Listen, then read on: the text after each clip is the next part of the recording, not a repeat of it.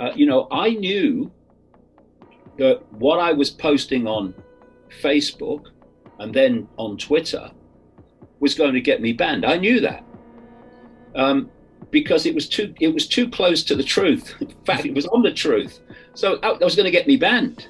Now, I could still be on Facebook and Twitter if I'd have compromised on what I was posting.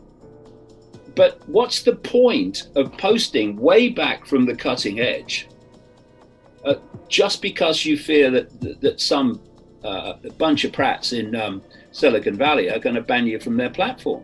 So I just kept posting what I knew to be right, and they ban you. Okay, so now we'll find other ways to do it. And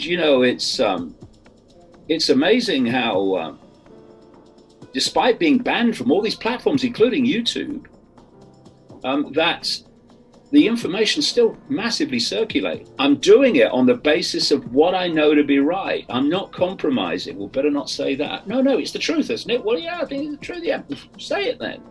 As you compromise, well, I'll just compromise here, so that won't happen. Oh dear, well, I better compromise a bit more, so that won't happen. And in the end, it's a waste of time because you're no longer saying anything that's relevant.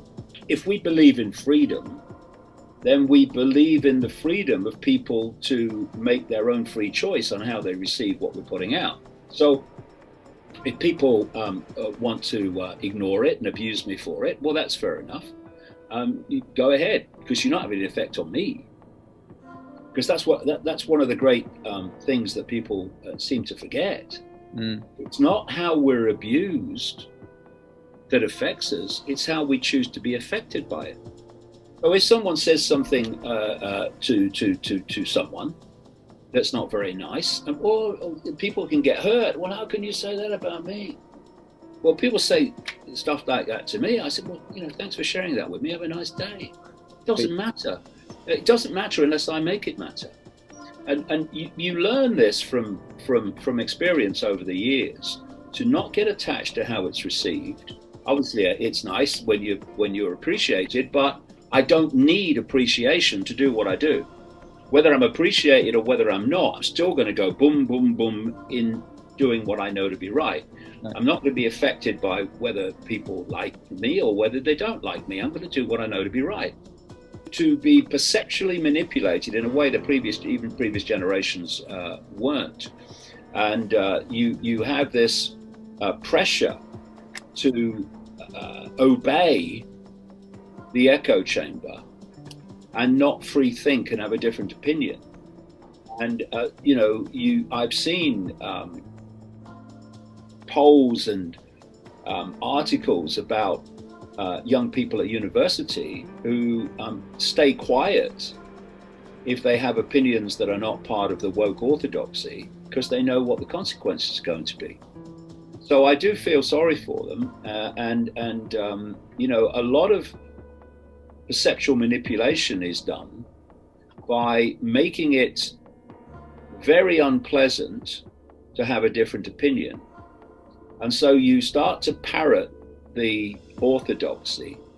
And another psychological aspect of this is that to try to maintain your own self-respect, you start convincing yourself in the end that the orthodoxy is true, so that you don't have to face yourself and see that what you've actually done is given up your self-respect to conform. So there's lots of these psychological games going on with the young. If people think it's bad now, then what's in play and in train for today's young people and children is utterly, utterly horrific. And the reason they're targeting the young psychologically so incessantly and to such an extreme is they are perceptually programming and preparing them to accept the world that's coming if we allow it to come. In terms of explaining to people and getting them to start to look at things from another angle, I think there's a couple of things. One is something that I call know the outcome, and you'll see the journey. Number one, people need to know what the agenda is, what the outcome is planned to be. And then what you start to do, know the outcome and you'll see the journey, is every day you'll see stepping stones to that outcome. And suddenly you realize, and it becomes crystal clear, it really does, once you know what the outcome is planned to be, and the relationship of these different parts of the outcome, then every day you see the stepping stones. I call it the totalitarian tiptoe. It's a sprint now towards that outcome. And in that awareness, the random disappears. What you thought was this is that, and that's that, and that's that, they connect. So it's setting out what the agenda is, and then people start to see the dots, the random dots form into a picture of daily progression towards that outcome. And you start being able to absolutely read the world in a way that you never thought possible. I mean, every day on davidicke.com, I'm putting news stories into context and connecting them to other news stories to show the progression towards this outcome of not just a global fascist dictatorship, but of the transformation of the human body and control of the human mind by artificial intelligence. Because young people watching this, you are manipulated to move along very soon to a point where artificial intelligence will be connected to your brain and body.